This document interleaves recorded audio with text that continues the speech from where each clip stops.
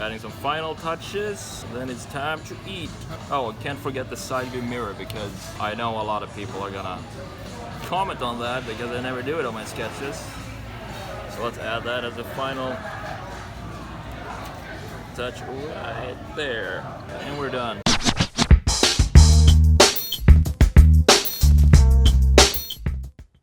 Hey everybody, it's the Sketch Monkey here with a completely new sketching video for you. And in this video, I'm going to doodle the front of a semi-truck. But that's not what I'm going to be talking about. So while I'm doodling this, I want to tell you a story. And this story, some of you will resonate with it. Others will not. Some of you, hopefully, it will open your mind to new things, and for some it will sound like complete nonsense, and all of this is totally fine because we're all different and we all have different backgrounds and we're all maybe not ready for this. But I want to take you back to 2000 and let's say 2005, around 2005 and 6. I had been working at the airport loading airplanes for about 6 months, and then I went traveling for 5 months, and I came back to Sweden. I went to Asia, Australia, saved up a bunch of cash and went traveling. Then when I came back, I started thinking about, like, I've always had the idea in my head that I wanted to work as a designer, preferably somewhere warm and somewhere nice.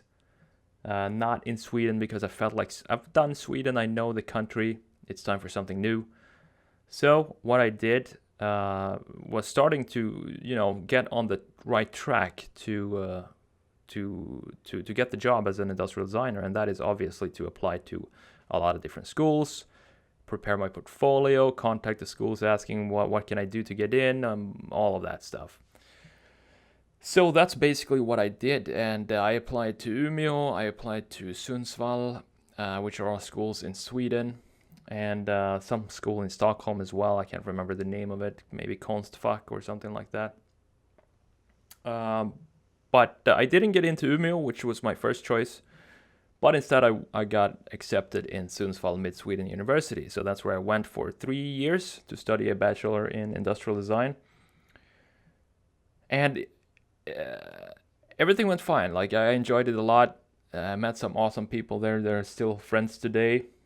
And after that, I started to, when I graduated, I wanted to do car design. That was kind of what, I don't know if it was me who wanted to be a car designer myself, or if it was just the thing that I thought I was supposed to be doing, if that makes sense. So what I did is I applied to all different kinds of car design, automotive design schools, universities, not just in Sweden, but all over the world. And I got accepted to SPD in Milan, Italy. And that year, it was 1 year of master degree, and I had a lot of fun there too, a lot of fun. Some really cool people, and the city is amazing. Architecture and everything. I love it. Italy. It's a fantastic place. If you get the chance to go someday, you definitely should check it out. But anyway, I've talked about this before. Car design is a lot of politics in it, and you gotta kind of beg for your position. You gotta beg and beg and beg and be on your knees for whatever personal company you wanna work with and stuff like that. You kind of have to know someone to get in there, and to get to know someone, you have to do all of these I don't know, it's just a weird psychology, weird mentality, car design. Maybe it was just me, I don't know, maybe I was too, sensitive or something about that, but I just didn't like the vibe. So that set me off on a different track. Now I didn't know what I wanted to do, because my whole, basically since I was 8 or 9 or something, like that, I wanted to be a car designer. That was the goal. And I was well on my way to do that if I just took all these steps. And this was kind of the final step here, right? Before graduating. I had a master's degree in car design. I had a bachelor degree in industrial design. And we were working with all these cool companies that the school has sponsorships with, which is Audi and Lamborghini. So we had meetings and presentations for them and all of that stuff. It was really cool. Got to do a lot of sketching for a year, mostly Lamborghinis and sharp angles and stuff. But as I said, I didn't like the whole vibe of just I'm not gonna go into exactly like I don't even know myself. I just didn't like the vibe of it. So that set me off, and it set me off on a different track. Or I was looking for something else. I didn't know what I wanted to do now. I didn't want to work as a car designer anymore because I didn't want to be in like I had enough after Italy. It kind of gave me a taste of what it's like, and I just thought maybe industrial design is cooler. Maybe it's more chill. So I went back to that original path of working as an industrial designer somewhere. And that felt much more chill. The industrial design space is more, I don't know what to call it. It's more chill, just generally chill. And you get to work on a lot more stuff. A project is not 5 years or something like that when as it is when you work on a brand new car. You might get to design a side view mirror or something like that. Not really what I was expecting to do for a few years. So I went back to industrial design and started to applying for jobs when I got back to Sweden after Italy. So, where are we now, timeline-wise? We're 2000, this would have to be 2011. I'm back home in Sweden, living with my brother in his one-bedroom apartment. I have no money, I have no job. I have a cool master's degree on a piece of paper, which doesn't mean anything. That nobody, until this day, have asked or requested to look at. But, you pay a lot of money for it for some reason. And I also have a bachelor in industrial design. So I was obviously eager to get a job as an industrial designer. So I started applying everywhere, all over the world. In Sweden, doesn't matter. I just want to get into the field of industrial design. So I get this internship after like 500 emails sent, personalized emails to different companies. And this company here in Florida reaches out and say like, hey, you got some cool sketches and some cool projects in your portfolio. Do you want to come and do an internship here? And I said, yes, of course. So they tell me to be here 2 weeks from now, which is a lot of, there's a lot of paperwork that goes into moving to the US from anywhere. Visas and crap like that you need to figure out. So they helped me with that. We figured everything out. Move over here, one-way ticket, bam, book a flight, fly over here. Don't know anybody, but that's exactly what I wanted. I wanted an adventure. I was ready for something new. So I came here, stayed with the company for about 2 years, I think a year and a half maybe. And during this time, starting going in at the same time every day, coming home at the same time every day, putting in a ton of effort into every project, not getting out exactly what I thought it would feel like to. I was working in Florida. The beach was like 5 minutes from the office. It was everything that I had envisioned for all these years, and now I was here. But still, there was just something missing, and I didn't know what it was. So I started to research what it is. What do I want? Like, what do I want to do? Why am I not satisfied with this job and this life that I have now? What's wrong with me? And a lot of you are gonna say, "Hey, you're a spoiled brat because you worked as a designer, you got your dream job and everything." But listen, like, you can call me whatever you want, like spoiled, or we had these opportunities today that you didn't have. But the fact is that today we're basically the first generation to have this opportunity that's called the internet. This did not exist in the form that we have it today. So I started listening to podcasts about entrepreneurship and listening to business owners, and not just business, but just people who made big impacts in life in general. And I was listening to them, and a lot of them had the same kind of paths. So they came from a corporate background, but they didn't like it just as I didn't like it. They had everything they thought they wanted to have to be happy and fulfilled, but still, it wasn't there. So what I came to realize is that, and then first of all, I quit the internship there, and I got a better job at, and not a better job, but a different job on the other side of Florida. And this job was pretty much everything you could want in a job. Salary was amazing. Benefits that they have over here in the US were amazing. I got to sketch every day. They said, whatever you need, let me know. We're going to get it for you. So I got the Wacom tablets and brand new markers, everything like that, all of that. Anything I wanted, I had. But still, after 2 years there, a year and a half, I started to get like, wow, is this really what I'm going to be doing for the foreseeable future? Come in and sketch, these same kind of products over and over and over again. And I started to think like the effort that I put in for this company here, and the time that I put in for this company. What if I created something on my own and put the same time and effort into building that, and I have 100% control over what I do and how I do it.